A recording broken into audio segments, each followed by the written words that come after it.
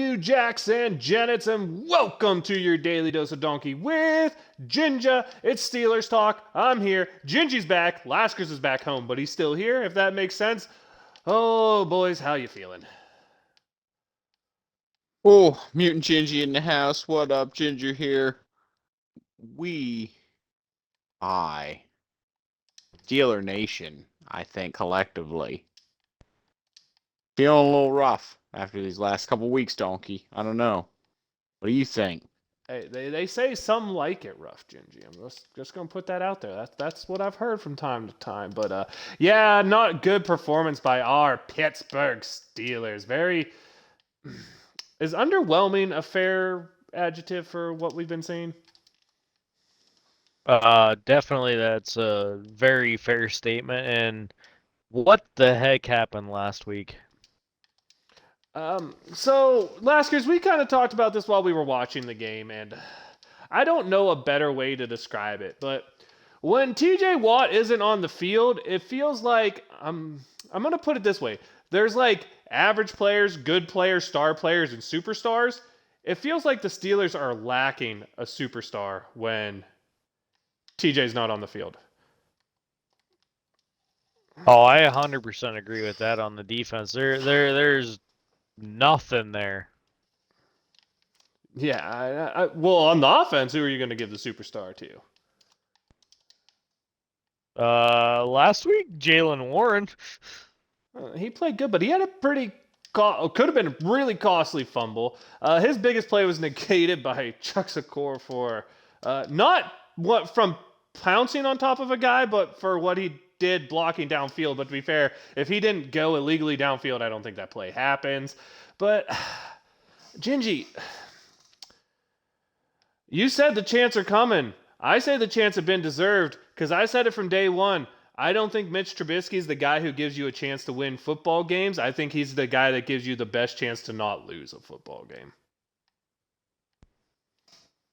Well, right as you may be, Donkey, after the Thursday night primetime performance, the Steelers have a 10-day rest, and if they were to introduce a new quarterback into the system, they would have had to do it right now because the next 4 weeks or so, Donkey, is going to be trial by fire. A massacre, yeah. I mean, say what you want. All of us thought the biggest problem for this team would be the offensive line. Say what you want, Gingy, because we'll start by breaking down the offense. That offensive line unit, the last 2 weeks, has played good. I guess you could argue only above average, but either above average or good in both games.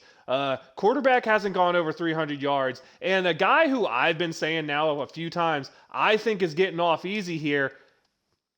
Why the heck is Najee Harris not exploding more?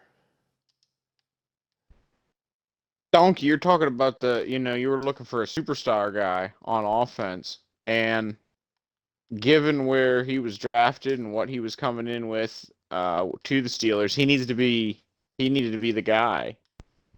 And I don't know if it's just not him fitting into that unit, but, what was it last week? Another 3.7 yards per carry? Yeah, and 3.7, Jalen yes. Warren outperformed him. I mean, when do we start? When do we start getting concerned that that was a swing and a miss as a draft pick? Probably not in year 2 for me, but if you come to the end of that, it's when you come to the end of that contract, whether or not you get to bag or you get to boot. But think about it. How many running backs that get as many carries as he's going to get over 4 years even get to a second contract? I mean, you're talking, we didn't even give one to Le'Veon Bell, who, let's be honest here, hands down, through 2 years, a 10 times better performer than Najee Harris.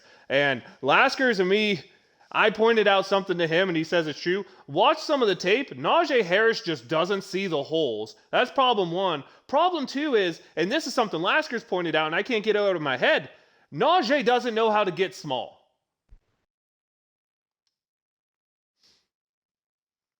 Donkey, it's about the guy.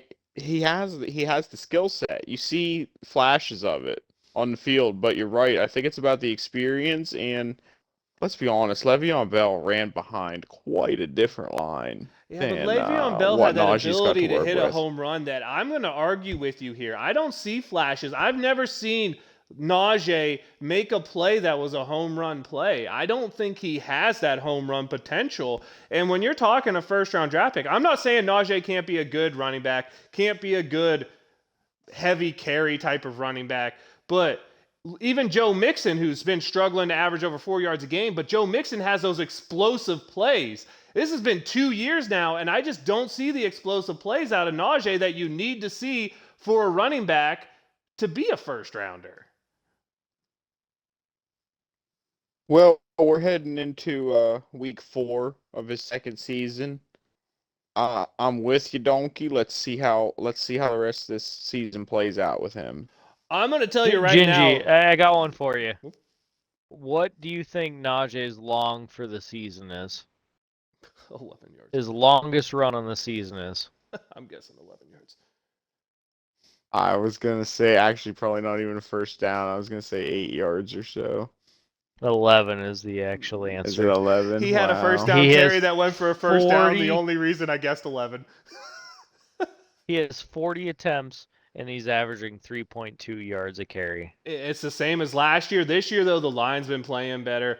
But I'm telling you right now, I know we saw drops last week. I know you can say lots of things. But really, Trubisky him and Matt Canada can't seem to get on the same page. And say what you want, I don't think Trubisky's a guy who puts you over the top. So I say before we crucify Canada, which I am willing to do, don't get me wrong, I would like to see one of the other two quarterbacks give Canada's offense a chance before we crucify him. Because the offensive line play has been above what we expected. The defense has been below, but when you lose your superstar, what can you say? But I want to finish with this offensive thing and say, how the hell do you have a matchup nightmare like Pat Freiermuth and not throw him a ball until the 2-minute drill in the fourth quarter? I don't know, especially when your third down efficiency throughout the day is 1 for 9. That was really what was looking at for me. That third down efficiency. Not just third down efficiency that sucks with Trubisky, Gingy. But here's the other stat the Pittsburgh Steelers lead the NFL in: 3 and outs again.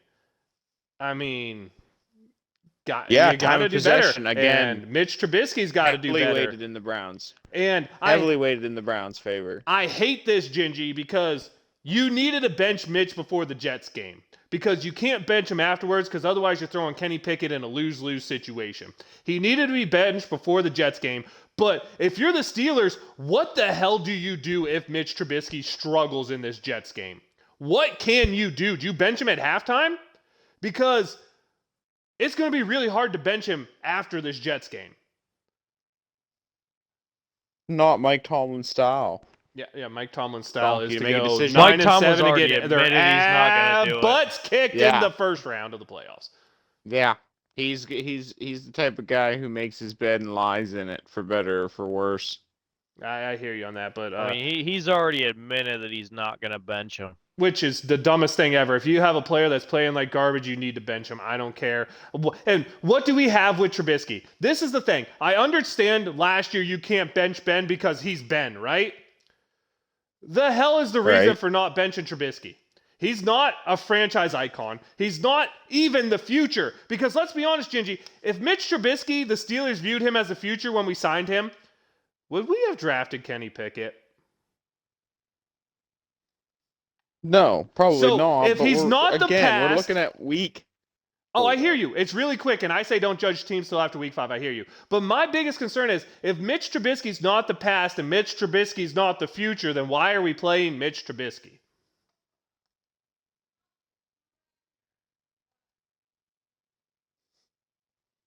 I like the crickets. That makes me feel Gingy like I has made a good no point. response. That makes me feel like I have a good point. I'm waiting for somebody. No, to bail you out. It's the best chance not to lose. Best of the best worst. chance to go pause. The best chance to have a winning season. That looks like 10-7. Gingy. Gingy, I'm actually gonna go with Donkey on this one. Gingy, in what best world chance does this not team to go lose? 10-7? That's not losing. Let's be honest here. The defense isn't as good as we thought it would be. The offense is about as stagnant as can be. I mean, I expect them to come out and have a good game against the Jets, don't get me wrong. But do you see this team as 10-7? Because what I saw was if we were going to go 10-7, we needed TJ Watt to not only stay healthy, but ball out. And unfortunately for us, TJ Watt is currently On the IL. hampered by an injury. And while we have Yeah, Donkey, the sack looking at leader that in the team. NFL on our team, it's not looking too good. I'm looking at that offense to develop as the season goes on. I really expected them to be like this, probably first 6-8 weeks of the season. Have one of them classic Steelers juices. From Thanksgiving on. But in order to be able to do that, we needed TJ Watt to be the anchor through this part. You say one of them We did, classic and that Steelers juices, but I guess what you're saying is riding. beat bad teams at the end of the year, because that's what we do. But unfortunately, this year the schedule is not advantageous to that type of play. And remember, my X factor throughout this year was Najee Harris. For Right. better or worse, he is a big deal, and his lack of performance right now is having a big deal in the offense. You see, in my vision, Donkey, that's the guy, the first round primo running back. That's the guy that wears you down from Turkey Day all the way to holiday season, all the way to the New Year, and that. So I'm not disagreeing. if that does not come to fruition, Donkey, then yeah, the 10-7 vision, that's the pipe dream at that point. I'm starting to feel it is the pipe dream, but my reasoning is purely because I just don't. This offensive line's performing better than I thought it would early in the year. And the thing is, the lack of plays being made on the quarterback and running back side are super concerning to me. And don't get me started, because we're going to get into the other part of the team that was expected to carry this team and why they're coming up short right now. I mean, we just talked about the offense. I don't think there's much more to say. That Browns game was a mediocre first half to be followed by an absolute poo-the-bed second half. You guys got anything else to add on the way the offense played in the Thursday night matchup, which always advantage to the whole team on a short week? Train wreck in the second half. For sure. Let's get to the defense. There's a guy I want to give a shout out to before I forget to specifically start with. And I've been saying he needs to step up, and he finally did. Devin Bush played a good game. He needs to be playing all the time, because Robert Spillane, every time I see him, he's either getting burned for a first down or getting carried for 4 yards, and I'm just tired of watching him. And Devin Bush had a good game, albeit that play where he filled the gap on the goal line play, and 700 pounds of 2 angry offensive linemen running at him. Kudos to him, big balls for not just running away, sticking it in there and trying to make a play. But what is wrong with this defense? Because we don't look good on the pass rush, we don't look good on stopping the run, and our secondary is getting torched. The unit is built around the unit is built around the pressure that TJ brings to him. If you bring the pressure to him, it does allow a guy like Alex Highsmith to be able to flourish. Let me draw an analogy for you. Alex Highsmith. And again, where did the majority of those sacks come from? The Cincinnati game where he had TJ lined up. He had 1.5 last week. He stole half from Ogunjobi. And he did have his one pressure where he got him free, he made it count, which is important. I'll give him that. It is important to make those things count. But what I'm saying, let me draw an analogy for you. He puts up the numbers when he has a guy lined up next to him who draws the attention. Does that sound any other former type of duo that we had on the Steelers at any point? It depends on which duo you want to talk about. But it's plenty of them. Flip to the offensive side of the ball. To me, this analogy is very similar to Juju and Antonio Brown. They're a great 1-2 punch. Juju got made by Antonio Brown. Yes. Well, and again, Highsmith, with those numbers this season, those are manufactured through TJ Watt's performance. So I feel, in my mind, I kind of draw similarities there and kind of see it the same way. I'm not saying at all that he is not going to be a key piece to their success moving forward when that unit comes back together, but he is not the marquee name. He ain't going to hold down the whole fort by himself. I hear you, man. What's happening? I'm scared that when we come back, TJ's not the same player, and that kills the team. What were you saying, Laskers? I was going to say, we got to give a shout out to Miles Jack. I mean, he's showed up Yeah. the last 2 games. He was the one out of he position on doesn't all have 3 big Cleveland Brown runs, so I don't know if I can say much. I mean, yeah, he has a good tackle number, but again, he was the guy overrunning plays that led to the things. I know everyone's going to try to yell at Devin Bush, but both of the big runs to the right side were because Miles Jack jumped a hole to the left. He's a good tackler. He's an attacking player, but he's getting caught out of position right now. And the way the Steelers stop the run and the way this offense is limited, we can't afford people to be out of position. I agree with that. But at least he's tackling. I mean, Yeah, he's doing a been fine time struggling with tackling, We've been Third in the struggling with NFL, I believe. tackle. we're Third in the just NFL. He is struggling flying to around. do anything. I mean, Alu's getting benched this week for Montravius Adams, but I don't think that really even moves the needle because we only play 2 down linemen like the whole game anyway. Keela Witherspoon's going to miss this week, and say what you want. He is the reason he's starting the left boundary corners because he's the one who can actually stay with the number 1 guy. Cam Sutton's limited with a groin injury. Going into this week, I mean, I know they're the New York Jets, but call me a little concerned because this is a Jets team that threw for almost 400 yards on the Browns, something the Steelers couldn't even get close to. And they beat the Browns with Joe Flacco. But, you know, young Zach Wilson, I believe is his name, right? It's coming back this week. Yes. Bring it Yes, on. But that he Gingy, is. this defense, when's the time to get concerned? Because this was supposed to be the plus unit with the only plus player, the only superstar, not star player, is on the defense, and that would have been TJ Watt. When's the proper time to start getting concerned that we still can't stop the run, and now teams are throwing the ball effectively against us? I mean, let's be honest here. We got torched by Jacoby Brissett, dude. When do I get concerned? I know I say don't judge teams till week 5, but do I wait till week 5 to get concerned, or should I start now? Well, Donkey, we'll see what remains. You're going to be concerned now after what you saw last week. I mean, I don't think that Browns team is a contender by any means, but, you know, they executed their game plan. Teams are coming out and executing their game plans against us, and we're going with that flow. We're trying to play others' teams' games.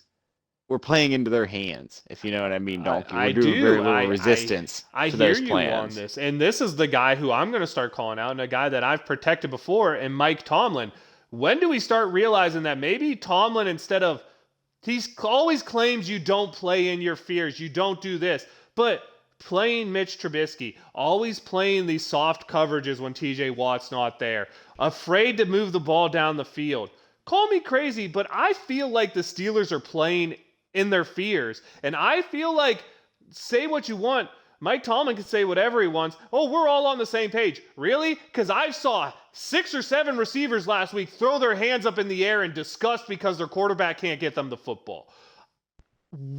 Is Mike Tomlin starting to lose control the last couple years of what he's doing? Is his message just not reminate, or I don't know how you want to say it, but just not resonating in this group of players? Is this a problem from the top down, or is this just hey, we ran into a bad stretch? Donkey, I think he's placed in a more challenging coaching position maybe than he's faced in his time at the Steelers. You know, one of the notable things is that he's never really had to deal with a crisis of quarterback throughout his tenure in 2019, and he Pittsburgh land. sure as hell had a short leash that year. And again, we're looking now like 4 games into the season, and people are calling for massive change, and that's not going to be his way. That's not going to be the Steeler way. Gingy, I hear what you're saying, but I'm going to counter you with this. Some of us have been calling for massive change from preseason week 1 because we didn't feel Mitch could do it. So I think there's a little different there. I don't think people are calling it because of these first 3 games. I think people knew what Mitch was when he was a Brown, right? They've seen Mitch in 6 games with the Steelers, and they saw the same. Yeah. You're right, a Bear. Sorry, I called him a Brown. You're right, he was a Bear. I mean, yeah, he made a Pro Bowl, but he's the same guy he was when he was a Bear. He's not a guy who's going to win you games. He's a guy who's inaccurate when he throws down the field because he throws off his back foot. He's a guy who, though, with all these problems, I will give Mitch Trubisky this. With all these problems, he's still not a guy who's really going to turn the ball over, though. He's safe with the ball. He's conservative with the ball. But on a team like this, I don't know if you can be conservative and win. Here. I understand that. Getting back to the defense, Donkey. What do you think? Issues. What do you think about the Browns running it down our throats? They do that to every team. I'm going to But say that this. time of No, possession in the second half, it it's looked like the Patriots on every team can steroids. do That this to us, team and is I'm going to gnarly. explain to you why. Every other team that runs a 3-4, what do they possess? Big nose A tackle. 340 plus pound nose tackle. Look at Denver. Look at Baltimore. Look at the teams that run a 3-4. What the hell do the Steelers possess? None Big of that. Cam. A 300 That's on the pound wrong. nose That's on tackle. the wrong. All I'm going to say is the reason the Steelers can't stop the run is because the Steelers drafted and developed a team that can't stop the run. I don't know how you fix it because the way you fix it is by signing someone or playing someone. But not only do we not have a big nose tackle, Gingy, we're getting into the fourth quarter against the Browns. We know they're going to run the ball. We did the same thing against the Patriots last week. And what personnel are we running? A 2 defensive line nickel package when we know the run's coming. Are you kidding me right now? That's why I've started to go after the coaches. And I know everyone wants to go after Matt Canada. And I'm going to be honest, if we switch quarterbacks and things don't get better, I'm right on board to go after Matt Canada. But these defensive coaches are getting a pass for Joe Burrow. Let's be honest, the only time this defense looked good was Joe Burrow, who hadn't practiced or played the whole preseason because of the getting his appendix removed. Was rusty. Appendix. Appendectomy? Is that right? Yeah, because that's of that, right. was rusty. I mean, Gingy, when was the last time this defense, outside of a week 1 game, shut down a premier quarterback?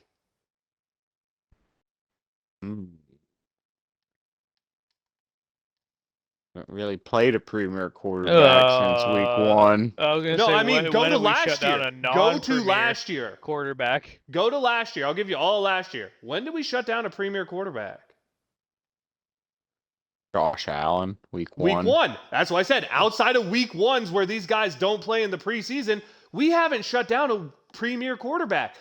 What I'm saying here is Steelers fans need to look in the mirror. We need to realize our defense isn't that good. We just got to be honest with ourselves. Our defense isn't that good. We can live in our fears all we want. This defense needs to start playing aggressive to try to make up for its shortcomings on the back half. This offense needs to start trying to be aggressive to make up for the fact that they can't score points, I guess. I don't know what you want to call it, but when we were throwing the ball down the field with Mitch, it looked decent, but then the second half he just clammed up.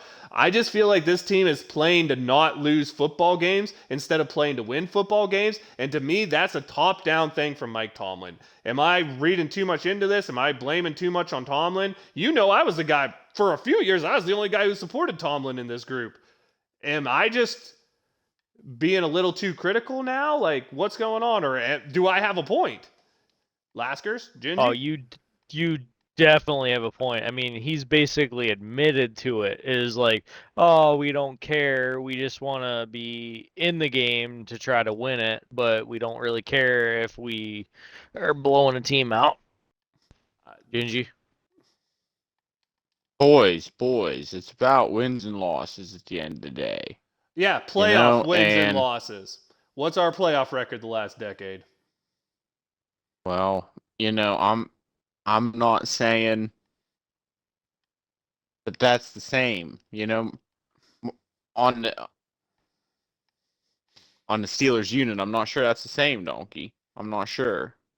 If you're a Pittsburgh Steeler player, you're a Pittsburgh Steeler coach, and you think the regular season matters, you don't understand the Steeler way. Get your ass out of here, because I don't want you. If you are anyone in the Steeler organization and you think the regular season matters, you're stupid.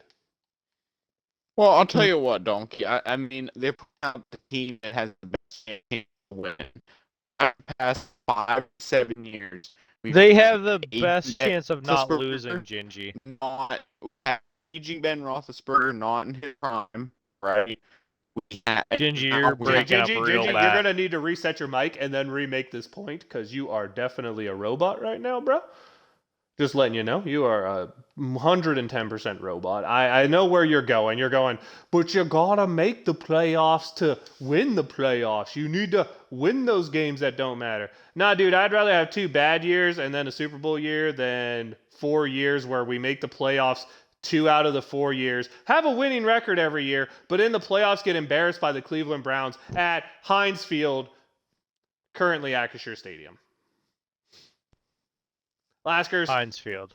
What? Yeah, I figured you were gonna go there on that. We'll get Gingy and his mic back into it, but when he gets here, we'll get that part. I'll start with the Jets though. Here, this talk. I mean, the Jets have a couple nice deep play receivers, decent play of the running back. Just lost 2 of their offensive linemen this week though, so this is premier time for the Steelers pass rush to show up, right, Laskers? This is a premier. Hey, let's fix everything that's wrong with the team week, right? The Jets offense should struggle protecting the passer. The Jets defense, this is not very good. Prime time. This is the game where Mitch has the ability to silence the haters for a couple weeks. And I think he's going to come out and probably do it because, honestly, they're the Jets, bro. Are we really going to lose to the Jets? I mean, we talked about this. This was not on the show, but we talked about it. This is the time for the Steelers to ball out, and unfortunately, they're going to do it, and then we're going to be stuck with Mitch for a few more weeks because probably at least till the bye. He's going to make a few good plays, and is he there? No, of course not. He's not there. He's just going to do what he can to not lose the game. Yeah, and that Jets team's still a team that's in rebuild mode. So it's a team the Steelers should take advantage of. I mean, they have some nice receivers on the outside. They have a young quarterback in Wilson. They potentially can give the Steelers a run for their money in this game. I don't know if they will. I hope they don't. I think this is a game the Steelers need if the season's going to be salvaged. I'd still love to see the season salvaged, but something just feels off about playing without TJ and the fact that the Steelers are now winless in all 6 tries to play without TJ Watt. Did I hear a Gingy back? Gingy checking back in. Gingy, go ahead and finish making your point. Yeah, what I'm talking about the last 6-7 years, we haven't had the talent and skill level to be able to match those teams that went to 2 Super Bowls within 5 years. But Donkey, to your point, this is going to be a testament to Mike Tomlin's skill as a head coach and whether he can develop a new unit that can get to that level, because that's basically what he's doing at this point. Gingy, I have an honest question for you. But when you're the least talented football team, what's the best chance you have at winning the game? Being aggressive is my opinion. But I want to see what your take is on. That's one of them. Be aggressive. You got to win turnover battles. You got to take opportunities when they're given to you.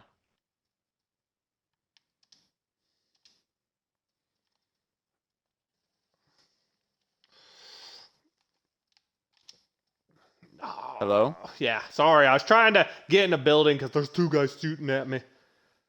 Oh, boy. But I wasn't focused. You got to have the splash plays. You got to have the turnovers. I mean, that is what won us week 1. Teams, plays on special teams.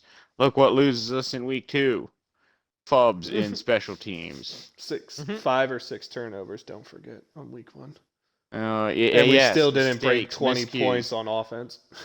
And a defensive touchdown. What you 100% need, Donkey, for a team that's not as talented as the other one, is you can't have unforced errors. True. The penalties, the decisions, you have to at least play clean football to give yourself a chance. Oh, I hear you on that. And like I said, all these things are just things I'm looking at. I say I never judge a team until week 5, because after week 5 is when you see teams start game planning for what the other teams do on the regular season. That's when you see coaching staffs make a difference. That's when you see this. But I've never felt, and I'll say this, I've never felt like a Mike Tomlin team has ever outcoached another team really all that often. I mean, there's a couple situations where you can tell young coaches he can outcoach. But when he goes against other veterans, I rarely feel like the Steelers are the better prepared team or the better schemed team.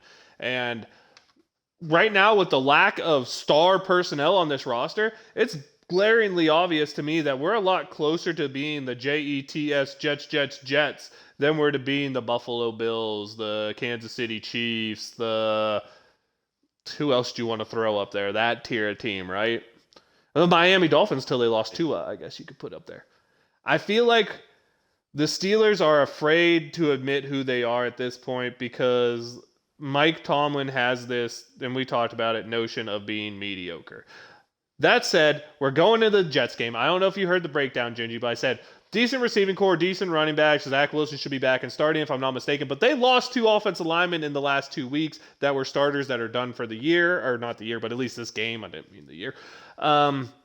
A defense that's mediocre at best. I mean, they just gave up 31 points to the Browns. The Browns don't just blow a huge lead to them. You're talking a Jets team that doesn't do anything. But potential for big plays there. Steelers missing a couple secondary people. The Steelers haven't won a game without TJ Watt. What are you looking for in this game as your breakdowns, Laskers, Gingies, hit it off? Because we've done mine. We'll get to you guys, and then we'll get to some picks. I'm going to make it short and sweet for you, Donkey. I'm looking to right the ship this week. If there's any opportunity to move forward positively, we're going to see a good 3-phase football this week on all sides. All those units are going to break out and show those things that they need to be doing to win in football games. They need to be maintaining drives, converting on third down. They need to be pressuring the quarterback. They need to be getting splash plays, winning the turnover battle. And one big one way or the other on special teams, we'll take one of those too. I hope that this week makes it look right again. Need Gunner to make up for taking one off his face mask. Oof. Rude. Laskers, what are you feeling on this Jets game? I'm gonna make it really short and sweet. Najee needs to step up. If we can't get the running game going, we're in trouble. I feel you on that one. That's Uh-huh. a true statement. All right, let's just get into it. Let's take some picks. Let's start with the Steelers game. We'll get into the AFC North games after that. If anyone is curious, I did have the Bengals winning because, as you know, Donkey's famous line is, if the teams are even on Thursday night, you take the home team. Always do that, by the way. Future reference. But let's go. Steelers. Jets. Who's winning? What's the score? What's our X factor? 30-17. 30-17. Pittsburgh. Offensive explosion. X factor. I gotta go with Mitchell Trubisky this week. This is really the hot seat week. You know, you've heard me so far, guys, talk about consistency, development, da. All right, this is, we got to see something this week from this guy, or else that process ought to start before too long. Fair enough, Laskers. Oh boy. I think I'm gonna go with. Ooh boy. 1917 Jets, but my X factor is gonna be Alex Highsmith with an interception this week. I like that. I've been hating on Mitch. You know Mitch is going to show up and play against the Jets. They're the frickin' Jets. I don't think the offense is still going to be that good, but I think the defense is capable of stopping Zach Wilson. Let's be honest here. Plain and simple, I see the Pittsburgh Steelers going out and winning this game 24-10. Your X factor is none other than Mr. Cam Hayward. Please show up because you certainly could make a difference in this if you start being explosive. I believe Cam heard the talk about, is he hitting the wall? Yada, yada. Can he play without TJ? Yada, yada. I think Big Cam shows up. I think he gets a couple sacks, couple hands on the ball, deflections that lead to good things. And we're talking Steelers win, baby. Let's go. Get right back on it. Mitch earns himself 4 more weeks, and then we get to see Kenny after the bye. Although every game I'm going to, I'm chanting Kenny. And when I actually show up to one, you best believe if he ain't playing, I'm chanting even if Mitch plays good. Just putting it out there, Gingy. I don't give a shit if Mitch plays good. I'm chanting Kenny because I've been chanting him since the preseason. That 2 more weeks, Donkey. That brings us, we got, 2 more games to talk about here? We got Yes. the Browns versus, you told me who it was, but I'll be damned if I can remember. Falcons. Falcons. Who are we taking there? Falcons. I actually agree with Gingy on that one. I'm taking the Falcons on that one too. Okay. I'm taking the Brownies, so I'll be the odd man out. That's fine. Donkey doesn't mind being the odd man out. And then it's Bills at the Ravens. Yeah, let's go. Bills or Ravens. Who are you taking? Bills bounce back after a tough one. Laskers. Oh, I'm definitely taking the Bills on this one. I mean, they're upset for sure. I mean, they claim that they didn't deserve to lose that one, but I don't know. I think they're just gonna be pissed off. I like the Ravens. So you'll get Donkey taking 2 underdogs here, apparently. Donkey's repping the AFC North. Yeah, Sweet. I think the AFC North is a. Everyone's talking about how there's not a spectacular team out there. And I'm going to tell you right now, I think y'all are missing something important. Who's the man who didn't sign a long-term contract extension that would have made him the second highest paid quarterback in the league? Lamar. Exactly. You want to know who's motivated to ball out this year? Lamar. I think the Ravens are going to have a hell of a year because I don't know if you've been watching, but even games they lose to Miami, Lamar showed up to play, baby. And I always say this. You ever want to watch a man have a career year? Do it in basketball too. Look at those dudes who are on contract years. Look at baseball players on contract years. Look at football players on contract years. You know who balls out on contract years? People who want money. Lamar wants that money. It might be coming from New England, which would be nice to get him out of the division, but I can't bet against that right now, man. That's some stuff right there. That's all I got to say. We shall see. That brings us to some shout-outs, I guess. Laskers, you want to go with a shout-out first? Sure. It was awesome spending some time in the Donk studio, and I'm glad I was able to come up and visit you. And that's about the only shout out I have this week because the Steelers didn't play very good, so I don't have a shout out for that. Gingy. Yes, in true Gingy fashion, after a rough primetime loss to the Cleveland Browns, there are no shout-outs until I see something different. This weekend it's coming, Donkey. That's all I gotta say. I agree with you. I don't think the Jets are a very good football team. Zach Wilson hasn't practiced for the whole year, so why the heck would I be concerned about that? My shout out though, I have to give a shout out because I'm gonna be honest. Devin Bush, good job out there. I thought you started to play up. I thought you played good. I know a lot of people are going to be like, look at his PFF score, though. It was so terrible. Really? Because Mitch Trubisky got an 80 PFF score, which is why sometimes you have to take it with a grain of salt and watch the game tape. Because explain to me how Mitch Trubisky scoring, 17 points was better than Lamar Jackson in the 40-point game Lamar Jackson had. I'll wait. You can tell me. But neither here nor there. My other shout out, Coolio, rest in peace. Always living in the gangster paradise. Cranked that out quite a bit in high school. Country boy living out in the middle of nowhere. Super gangster paradise, right, boys? Yep. Without further ado, I'll let you know I am the Viking Donkey. That's Viking_Donkey on Twitch and Twitter. Your daily dose of Donkey with Ginger is the YouTube channel. Had a busy week. That's why you didn't see a bugger recap this week. Sorry, I'll try to get it out there next week. But leave us a like, leave us a follow, let us know what you'd like to see. We love hearing from everybody. Donk Nation, Steeler Nation, it's going to be rough, but Laskers and the Gingy will tell you why you need to tune in. It's Laskers everywhere, and sorry for the lack of the bug cap, because that was definitely my fault.